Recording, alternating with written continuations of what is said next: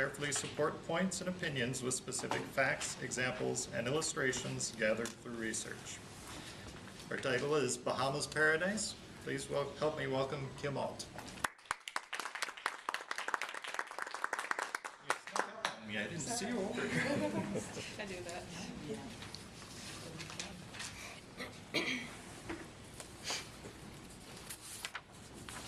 Thank you, Mr. Toastmaster, fellow Toastmasters, and guests. One of my dreams that often comes true is traveling. If you've seen any of my past speeches, you might know that I love to travel. I was on a flight a couple of weeks ago to Florida, and I pulled out the airline magazine from the seat pocket in front of me. On the cover was a beautiful beach scene, a tropical beach, and the article title had the name of an island that I'd never heard of and I couldn't pronounce. But being someone who likes to explore different places in the world, even if I never get the chance to go there, I opened up to the article and I began to read. The name of the island is Eleuthera, and it's part of the Commonwealth of the Bahamas. Eleuthera lies 212 miles east of Miami, Florida. It's 110 miles long, it's narrow, and in some places less than a mile wide. This quote from the Boston Globe explains the geography well. Eleuthera is a slender wisp of land shaped like a mermaid's tail to the south and topped by a scattering of small islands and coral reefs to the north. In between are roughly 100 miles of serenity. There are 20 settlements on the island with a total population of 11,000. One thing that some people have concerns about when traveling to new countries they've never been to before is personal safety. Luckily, the crime rate is very low on this island, probably because the population is pretty low. There's also an ambulance service and a 24-hour clinic on the island with doctors on staff. But if you had to have more comprehensive care, you would have to fly to a hospital in Nassau, which is the capital of the Bahamas, just a short flight away. The climate of Eleuthera is subtropical. In the wintertime, the lows range from the low 60s up to a daytime high of the high 70s. And in the summertime, it's not much different. The lows are in the low 70s, with the highs for the daytime being in the upper 80s. But the summertime is also the rainiest time of the year. But luckily, the rain showers down there tend to be short, intense passing showers that pass quickly and then give way to trademark sunshine of the Bahamas. One thing that really made an impression on me was the author's description of how relaxing this place is. If you like all-inclusive mega resorts that are stacked right next to each other on the beach with 24/7 entertainment, nightclubs, and 5 restaurants, this is probably not the place for you.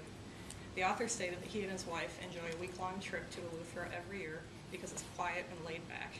He said they rent a house on the beach every year, one of the many perfect beaches where you can stroll all day and perhaps not see another person. So I know what you're probably thinking so far. This place sounds really nice, but it's probably really expensive, right? Well, that was the thing that surprised me the most when I started investigating traveling to Eleuthera. Most travel magazines assume that you're loaded and you can afford to spend a lot of money on a nice vacation, so I didn't even grab the magazine to take it with me.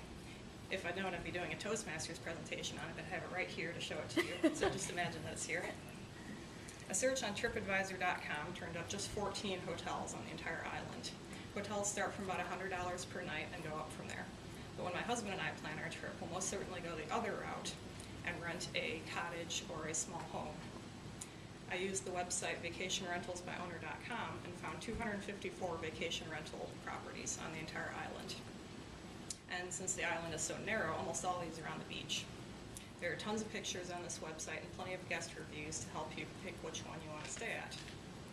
Prices also vary widely. If there's just 2 of you traveling, you can rent a studio apartment right off the beach for about $80 a night. If you want to stay on the beach, you can rent a small house or a cottage starting at around $100 a night, and there are plenty of really nice choices in the $150 to $175 a night range.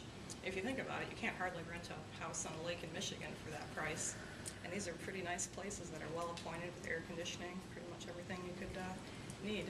The advantage of renting a house over a hotel is that you can save a lot of money by cooking your own meals instead of having to eat out for every single meal. Getting around the island is mainly accomplished by rental car or by foot traffic. Rental cars will cost you about $80 per day, and they can easily be obtained. But when I was looking around on the vacationrentalsbyowner.com website, I found that some of the rental properties come with either bikes or a golf cart or something like that to help you get around. Getting there is not too difficult either. There are 3 airports on the island which offer daily service on local airlines from both Nassau, which as I mentioned is the capital of the Bahamas, and from the mainland United States. So right now you can fly from Detroit to Nassau for about $500 round trip, and then you have to take one of those island hopper flights I was talking about, and that'll cost you about $70 per person each way. But right now, the Bahamas Tourism Ministry has a promotion going on where they'll fly you, if you stay at select hotels, they'll fly you from Nassau to that island, Eleuthera, and some of their other out islands for free. And there's no blackout dates, so it's a pretty good deal. So I did a cost comparison, and I was really happy with what I found. I compared a 6-night trip to Eleuthera with the 6-night Caribbean cruise that my husband and I took last October. I included everything I could think of: airfare, other ground transportation, food, drinks, tours, everything, and the cost came out almost exactly the same. So looking back, I realized that every major vacation I've ever taken has been pretty packed full of action. Either it's a road trip to visit friends and family where we have one thing planned every single day, or it's a cruise where we visit several islands and we have excursions and tours planned at each place. But we've never really been someplace where we could just go there to a beautiful setting and just relax and not have to worry about what time it is. So if you're thinking it's time for a vacation, if you want to go someplace that's not commercialized, that's not just crawling with tourists, if you want to go someplace that's warm and sunny all year round, where you can go snorkeling, swimming, or just read a book under a palm tree, then consider the Bahamas Paradise of Eleuthera. Thank you.